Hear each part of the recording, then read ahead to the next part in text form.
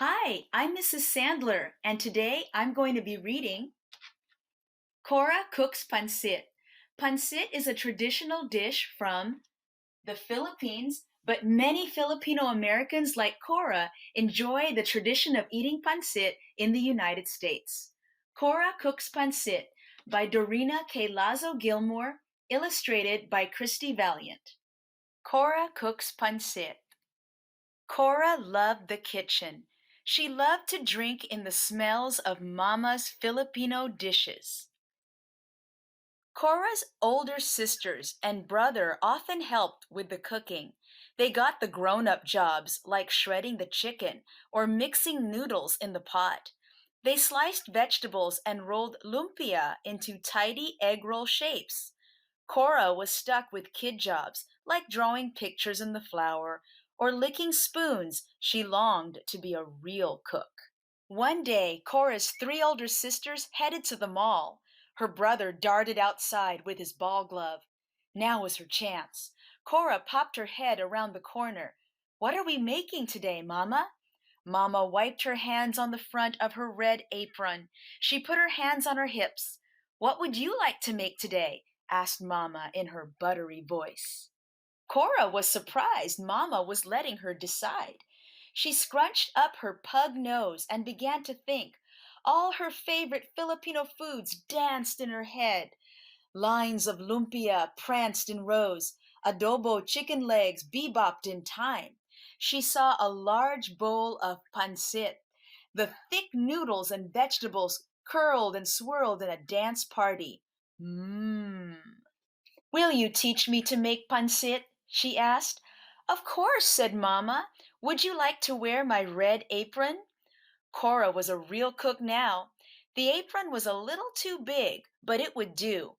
Mama helped Cora tie the strings around her back and make a neat bow at her belly button. "This apron belonged to Lolo, your grandpa," said Mama. "He wore it when he first came to California. He was a cook for the Filipino farm workers who picked strawberries and grapes in the field." "Did Lolo teach you how to cook?" Cora wanted to know. "He did," said Mama. "I followed him each day to the big kitchen. He created all kinds of dishes to fill the hungry workers' tummies. While he cooked, he told stories about the Philippines where he was born." Cora nodded as she listened. "Lolo told us about the countryside where he grew up. His family harvested pineapples, bananas, and papayas. He used to eat smashed fried bananas and sweet rice wrapped in banana leaves." Cora stuffed her hands in the deep apron pockets. She imagined Mama, Lolo cooking together. She saw Lolo as a boy unwrapping the banana leaves and scooping the sweet rice from the inside. Cora knew the rules in Mama's kitchen. She scrubbed her hands with soap.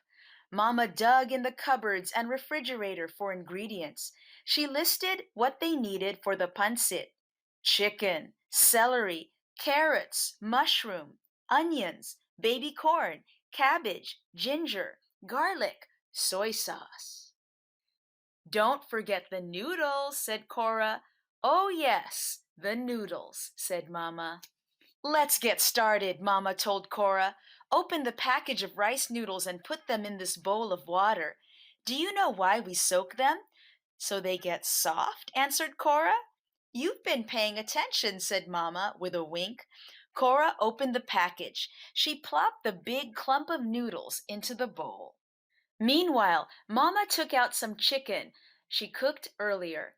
This was Mama's special stash. She used chicken for all kinds of Filipino dishes like tanghong, chicken curry, and lumpia. "Want me to shred?" asked Mama. Cora's eyes grew wide. A grown-up job. She was ready. She pulled the chicken pieces apart the way her older sister Prim did. She placed them on a plate. Cora snuck a tiny bite of chicken. She rolled it in the back of her mouth before Mama noticed. The salty taste tickled her tongue. "I'll chop," said Mama. Cora arranged the vegetables in neat rows. Mama chopped celery stalks, carrots, cabbage, and onions. When Mama started slicing onions, tears ran down Cora's cheeks. She looked up and saw Mama's watery eyes. Onions make us cry, sang Mama. They both laughed. Mama took her huge pancit pan with the shiny copper outside and big handles. The pan was deep enough to hold all the ingredients. Cora danced on her tiptoes to see inside. Mama asked Cora to step back while she added some oil and the vegetables to the pan. The pot began to hiss and sizzle. Mama added spices too, garlic, ginger, and a splash of soy sauce. Mmm, Cora loved the smell of garlic. Can you check the noodles, Cora? Asked Mama. Cora scratched her head. She tried to remember what her sister Sarah did when she checked the noodles. Cora thought she should sniff the noodles, but she picked up the bowl too quickly. Water sloshed onto the floor. Are you making a mess? Asked Mama with pointy eyebrows. Silly Cora, you just need to touch the noodles with two fingers to see if they are soft. Mama laughed and handed Cora a towel to mop up the mess. Mama went to work straining the noodles. Now for the fun part, said Mama. Let's add the noodles to the pancit pan. Can I stir? Asked Cora. She knew this was another grown-up job. Yes, but be careful near the burner, called Mama, who pulled out a stool for Cora to stand on. Cora began to stir in a wide circle. She watched the noodles somersault over the carrots and celery. She made the soft onions sway this way and that. The smell of ginger mixing with garlic floated to her nose. A few mushrooms escaped from the pot. Oops! That night, Mama brought the food to the table. She set out a platter of adobo chicken, two plates of the special lumpia with dipping sauce, and a bowl of pineapple slices. Cora's brothers and sisters came to the table one by one. Daddy sat in his usual spot at the head of the table. Cora watched his eyes grow wide as he checked out all the food. He licked his lips. Finally, Mama set the steaming platter of pancit in the middle of the table. You made pancit without us? Hollered Cora's brother Crispin. Who did my job? Asked Prim. Who checked the noodles? Sarah needed to know. Mama replied, Cora did all the grown-up jobs. Really? Said Daddy. That's my girl. Cora scrunched together her eyebrows and bit her lip while the family tasted her pancit. Did she do everything right? Would they like it? Would Mama tell about the accident with the noodles? Pretty impressive, smiled Cora's sister, Irene. Crispin chomped on a big spoonful of pancit and elbowed Cora. Not too bad, Crispin said. Cora grinned. Her eyes sparkled with delight. Daddy sat back in his chair. This tastes like your Lolo's pancit, he said. Cora beamed with pride. Salamat, she cried out. Thank you. The family laughed. Cora was still wearing Mama's red apron. And so just a few facts about the Filipino culture.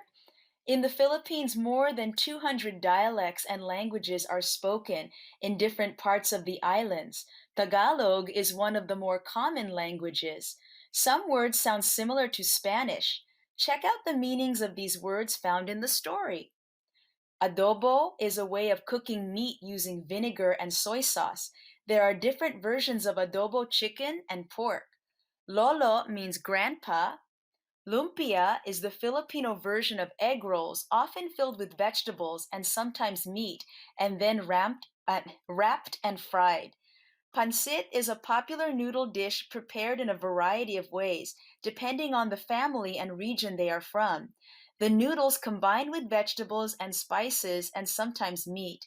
The pancit noodles are called rice stick noodles. Salamat means thank you. Tanghon is made with a clear noodle called vermicelli. The noodles are combined with vegetables and often served as a side dish. And hopefully, one of these days, you can learn to make pancit. And that's Cora Cooks Pansit, written by Dorina K. Lazo Gilmore, illustrated by Christy Valiant. Thank you for being such good listeners.